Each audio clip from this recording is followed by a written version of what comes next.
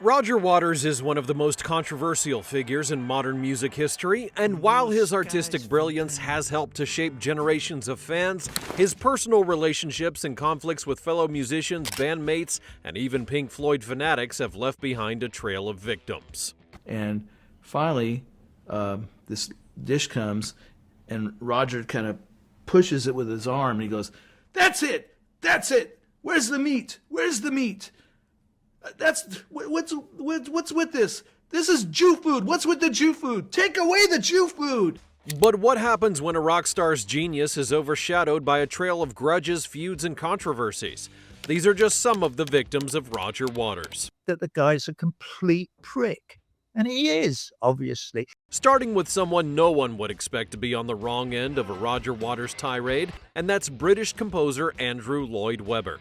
Andrew Lloyd Webber became one of the most successful composers in musical theater history, creating blockbuster shows like Jesus Christ Superstar, Cats, Evita, and The Phantom of the Opera. But it was the striking similarity between one of his compositions and the Pink Floyd song Echoes that drew criticism from Roger Waters.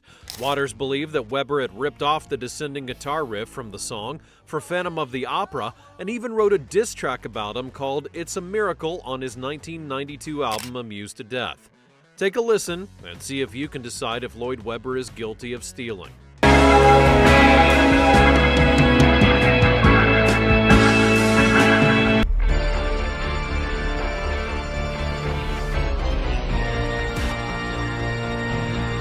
Waters also openly criticized the legendary composer, once stating, "Andrew Lloyd Webber sickens me. He's in your face all the time, and what he does is nonsense. He has no value, it is shallow, derivative rubbish, all of it, and it makes me very gloomy.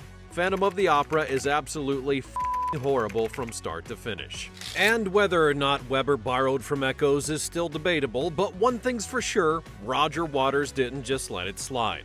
For all of his battles with musicians, some of Waters' most controversial moments have actually come from his political views. He's a disgusting man. He's totally narcissistic. He's completely incompetent. He obviously feels deeply, deeply inferior, which is why he sits up every night tweeting bullshit. Roger Waters was born in September of 1943 in England, but was raised in Cambridge, and his early life was shaped by great tragedy. His father, Eric Fletcher Waters, was a schoolteacher and devout Christian socialist who had joined the British Army during the Second World War. Sadly, he was killed in action in Italy in 1944, and when Roger was just 5 months old, it was a loss that had deeply influenced his worldview and later his songwriting. His mother, Mary, was a schoolteacher and a strong political activist who had instilled in him a passion for education and leftist ideals. And she looked at me and she said, "All right, I'm going to give you some advice now. Go on then, Mum. All through your life, you're going to be faced with difficult questions and you're going to have to figure things out. This is my advice. When anything crops up, so it could be Israel, Palestine, it could be anything, it doesn't matter what it is. She said, you must read, read, read, read, read." Growing up in post-war Britain, Waters developed a rebellious streak and a sharp political awareness, both of which would define his career as a musician and activist. Waters has long been a lightning rod for controversy. In recent years, accusations of anti-Semitism have overshadowed even his most infamous of feuds. Accusations of anti-Semitism have also been leveled at Waters from members of his own touring band. We're at a very traditional restaurant of a specific kind of Lebanese cuisine, and the waiters kept bringing over dish after dish after dish after dish, and so far there was no meat on any of these dishes. It was all vegetarian-based stuff. And Roger had to speak up as the spokesperson, I guess, and take charge because he's the boss. And finally, this dish comes, and Roger kind of pushes it with his arm, and he goes, "That's it! That's it! Where's the meat? Where's the meat? What's with this? This is Jew food. What's with the Jew food? Take away the Jew food!" His outspoken criticism of Israel, use of Holocaust imagery on his stage shows, and comments about Jewish influence in the music industry have led to widespread condemnation. And it was Waters' recent appearance on the Piers Morgan Uncensored show that would spark intense controversy, particularly regarding accusations of anti-Semitism. Israeli civilians They said- and other nationalities were killed that day at a music where's my festival. camera? And when So- Bono sings a song about them and pays a tribute to them, you attack him. They said to me, don't raise your voice. During the interview, Morgan had pressed Waters on his repeated criticisms of Israel, his use of imagery in concerts, and the accusations from Jewish organizations. Waters vehemently denied being anti-Semitic and insisted that his criticisms were directed at the Israeli government rather than Jewish people. Are you anti-Semitic to your rotten core? I'm not anti-Semitic even very faintly at any part of my body, let alone my core. I absolutely promise you that. Do you know who would know if Roger Waters was an anti-Semite? Roger Waters would know, because I would have feelings about Jews. What are your feelings about Jews? Well, I don't have any. I don't have feelings about negative feelings. I very rarely even think about whether somebody is of the Jewish faith or not. And I've known, obviously, thousands of people who are Jewish all my life. But his dismissive tone, refusal to acknowledge why his rhetoric is widely seen as offensive, and comparisons of Israel to Nazi Germany only fueled further backlash. It never crosses my mind, ever, to think, ooh, they're Jewish, I don't like Jews. The interview highlighted his increasingly polarizing public image, with some defending him as an outspoken activist and others condemning him as someone who has crossed into dangerous territory with his remarks. But one of the biggest casualties to Waters' strange outburst has been Pink Floyd's early producer Bob Ezrin. Ezrin was first brought in to help structure Pink Floyd's The Wall album and make it more cinematic. However, he quickly found himself at odds with the dictatorial approach of Roger Waters. By the time the band was recording The Wall, Waters had taken full creative control of Pink Floyd, treating it as his personal project. Ezrin later described Waters as tyrannical and one of the most unpleasant people he had ever worked with. I can't remember the exact circumstance, but something like, the last line of the couplet was, "'Cause Maury is a f***ing Jew." It was my first inclination that there may be some anti-Semitism under the surface. Now, Roger knew that I'm Jewish, so I didn't know whether this was another one of those sort of button-poking things that he was doing just to see if I would react, or whether he just didn't even get how offensive that might be to a Jewish person. However, one of the most heated and public confrontations of Waters' career came with another English rock icon, Thom Yorke of Radiohead.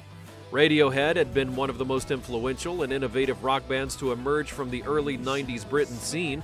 They blended experimental sounds with deeply introspective and politically charged lyrics, and Yorke was known for his haunting vocals and enigmatic stage presence. He also built a reputation for being outspoken on issues like climate change, corporate greed, and digital rights. The feud between the two began in 2017 when Waters, along with musicians like Brian Eno, had tried to pressure Radiohead into canceling a planned concert in Tel Aviv, Israel.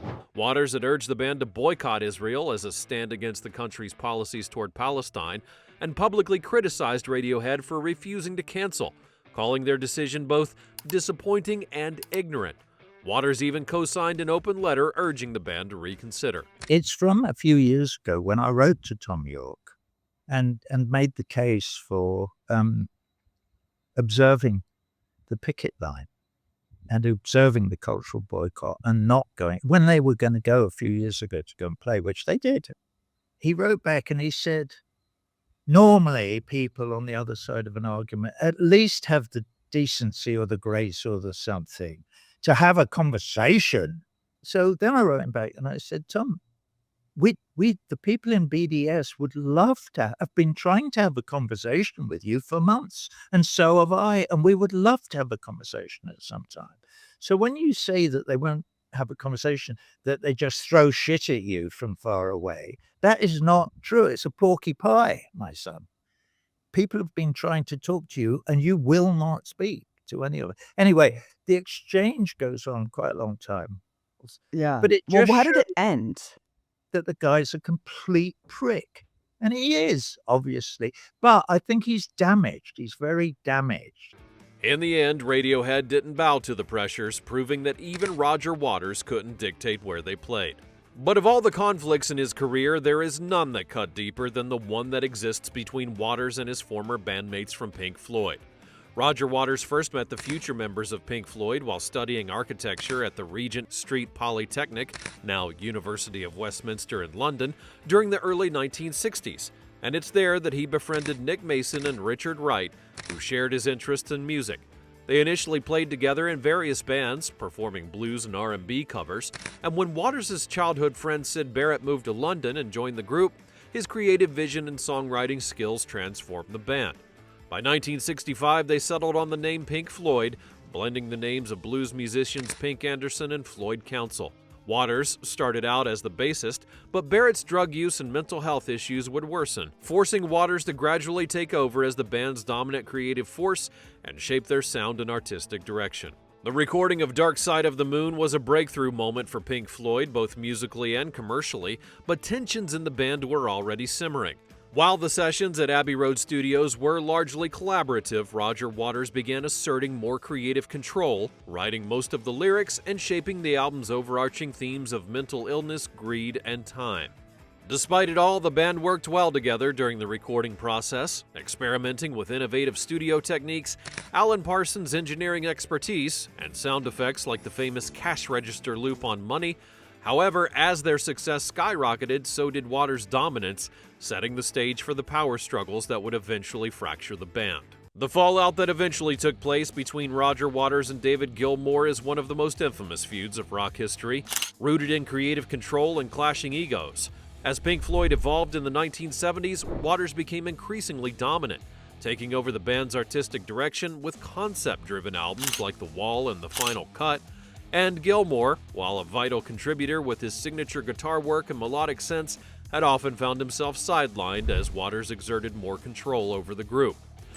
Roger had begun to believe that he was the Pink Floyd. He began to believe that he was the leader, but more than that, that others, we weren't necessary. By the early 1980s, tensions reached their breaking point, and Waters saw himself as the true visionary of the band and dismissed Gilmour's contributions. But while Waters' battle with Gilmour would define Pink Floyd's later years, his ruthlessness was already on full display when he turned against his keyboardist Richard Wright during the making of The Wall. Richard Wright was the quiet architect of Pink Floyd's early sound, blending lush and atmospheric keyboard textures with jazz-influenced chord progressions that made a cornerstone of the band's psychedelic and progressive rock identity. His contributions to albums like The Dark Side of the Moon were integral to the early Pink Floyd catalog, but Roger Waters clearly was not so appreciative of Wright's efforts. Frustrated with what he saw as Wright's lack of contribution, Waters demanded that he either quit or be fired. The rest of the band, exhausted and overwhelmed by the album's massive production, did not fight back.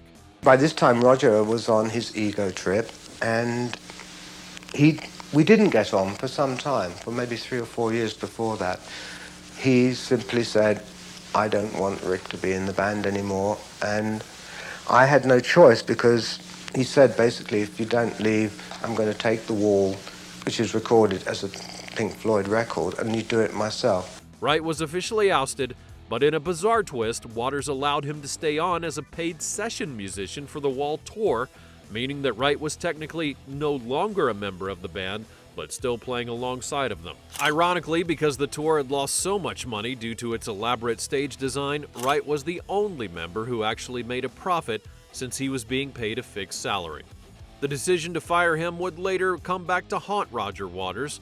After he left the band in the mid-1980s, Wright was reinstated by David Gilmour and Nick Mason, a move that Waters later admitted was a mistake.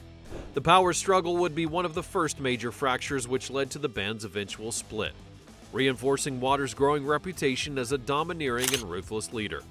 Looking back, many fans see Wright's removal as a sign that Waters was willing to sacrifice relationships and even the band's unity, all in the pursuit of complete creative control. In 1985, Waters left Pink Floyd, believing the band could not continue without him, but Gilmour had other plans. Waters thought that he was Pink Floyd, but Gilmour ended up proving he wasn't.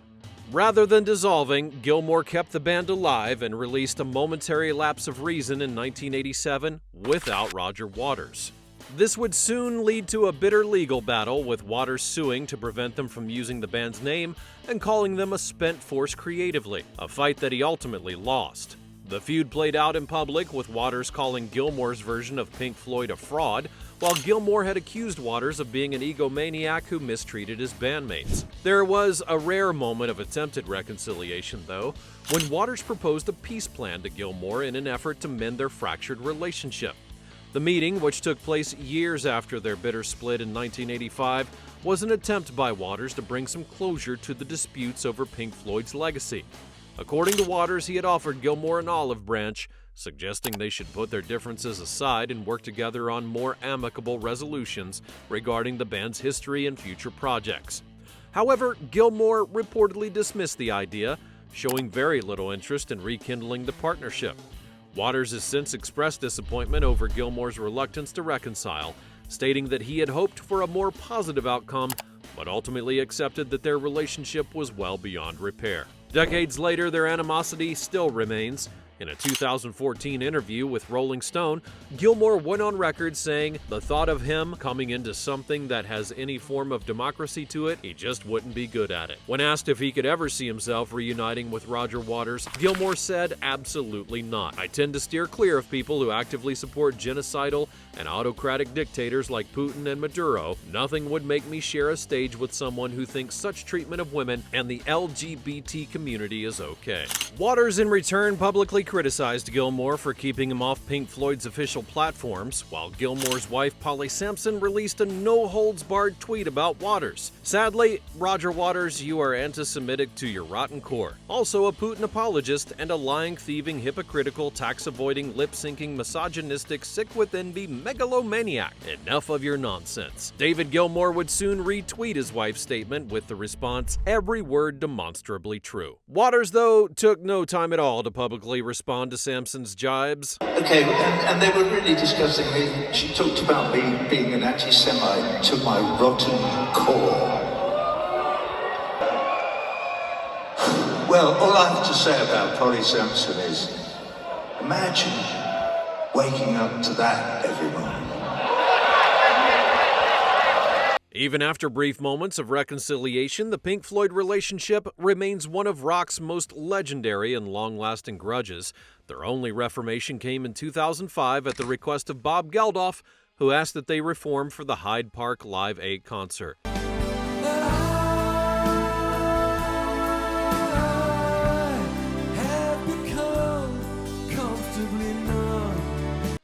After the reformation at the live concert, the band was offered $200 million to reform, but not even a $200 million payout could bring them back together, proving that sometimes grudges can be priceless. While Waters' falling out with his bandmates left a permanent scar on Pink Floyd's legacy, he's never been afraid to ruffle feathers outside the music industry.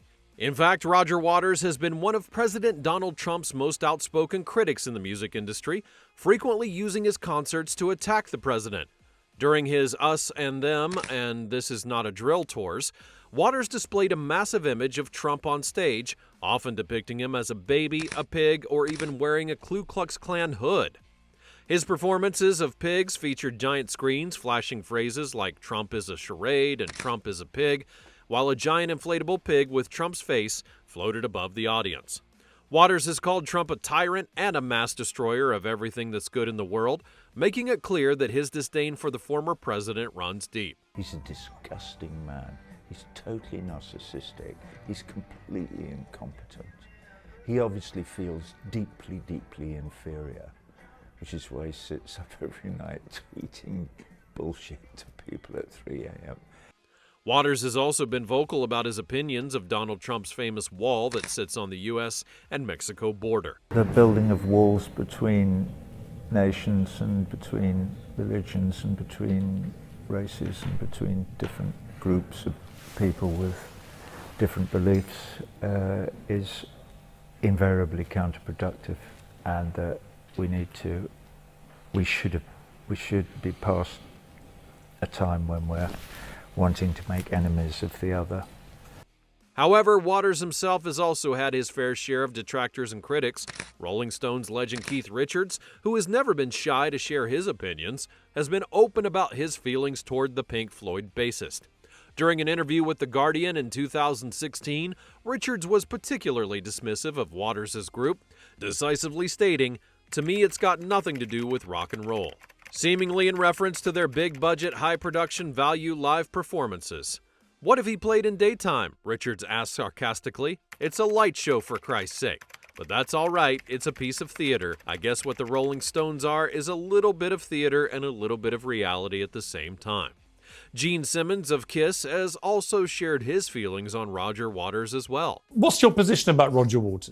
I think he's a well-meaning guy. I don't agree with his point of views, of course. So do you think he's anti-Semitic, or do you think he's anti-Israel I as a think I state? think he is, from my point of view, inflamed, angry about the political situation, as we all are. So there it is. Let me know in the comments what you think about the victims of Roger Waters.